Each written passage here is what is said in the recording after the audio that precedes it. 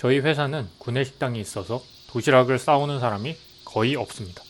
그래서 도시락을 싸기 시작한 초반에는 유독 이런 질문을 많이 받았어요. 오늘은 뭐 싸왔어? 왜 굳이 도시락 먹어? 처음엔 최선을 다해 답했습니다. 카니버어 식단이라는 걸 하고 있다. 이런 걸 먹는다. 이런 효과가 있다.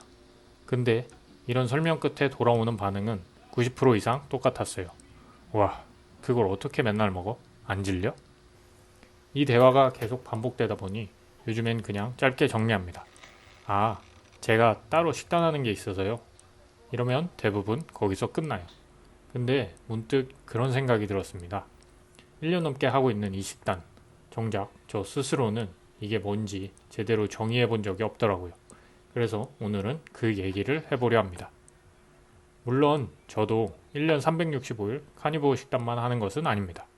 상황에 따라 밥도 먹고 과일도 먹고 가끔 일반식도 합니다.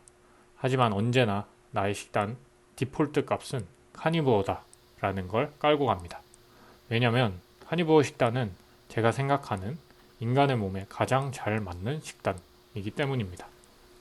카니버어 식단은 동물성 식품을 중심으로 섭취하고 식물성 식품을 배제하는 식단입니다. 동물성 식품을 주요 에너지원과 영양원으로 삼는 것이죠. 육류, 생선, 달걀, 버터, 치즈 등을 주식으로 먹습니다. 이 식단이 왜 인간의 몸에 가장 잘 맞는 식단일까요? 근거 없이 그냥 느낌으로 하는 얘기가 아닙니다. 인류학, 해부학, 생리학에서 나온 흔적들을 하나씩 짚어볼게요. 첫 번째, 질소 동위원소. 고인류 화석의 뼈 콜라겐을 분석하면 질소 동위원소 비율이 나옵니다. 이게 먹이사슬상 위치를 알려주는 지표인데 구석기 시대 인류의 수치는 초식동물이 아니라 사자, 늑대 같은 최상위 포식자보다 높은 수준으로 나옵니다. 우리 조상이 오랜 시간 고기를 주식으로 삼았다는 물리적 증거입니다. 두 번째, 위의 pH. 사람 위산의 pH는 평균 1.5에서 2입니다. 이건 초식동물보다 훨씬 낮고 오히려 독수리 같은 사체를 먹는 포식자에 가깝습니다. 왜 이렇게 강한 산이 필요할까요?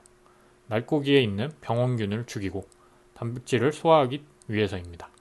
풀만 먹던 몸이라면 이렇게까지 강한 위산이 필요하지 않았을 거예요. 세 번째, 뇌와 장의 크기 변화.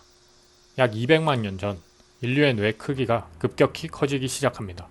이 시기가 석기를 사용하면서 육식 비중이 늘어난 시기와 겹쳐요. 재밌는 건 뇌가 커지는 동안 장은 오히려 짧아졌다는 겁니다. 소화가 오래 걸리는 섬유질 대신 밀도 높은 동물성 에너지를 쓰면서 몸이 장보다 뇌에 자원을 몰아준 거죠. 그래서 약 4만 년 전 우리의 뇌는 1600cc까지 커졌었고 농경이 시작되면서 다시 조금 작아졌습니다. 네 번째, 수직 저작. 턱 구조도 다릅니다. 소, 말 같은 초식 동물들은 어금니를 좌우로 갈면서 풀을 으깨는 수평 저작을 합니다. 반면 사람은 턱을 위아래로 움직이며 끊고 찢는 수직 저작에 가깝습니다. 이건 섬유질을 가는 구조가 아니라 육식동물처럼 고기를 끊어먹는 구조입니다. 다만 기근에 대비해 무엇이든 씹을 수 있는 어금니는 보존되었다고 보고 있습니다. 다섯 번째, 사냥 특화 신체 구조. 마지막은 몸 전체 구조입니다. 사람의 어깨 관절은 창을 던지기 좋은 구조로 진화했고 직립보행은 장거리 추적 사냥에 유리합니다.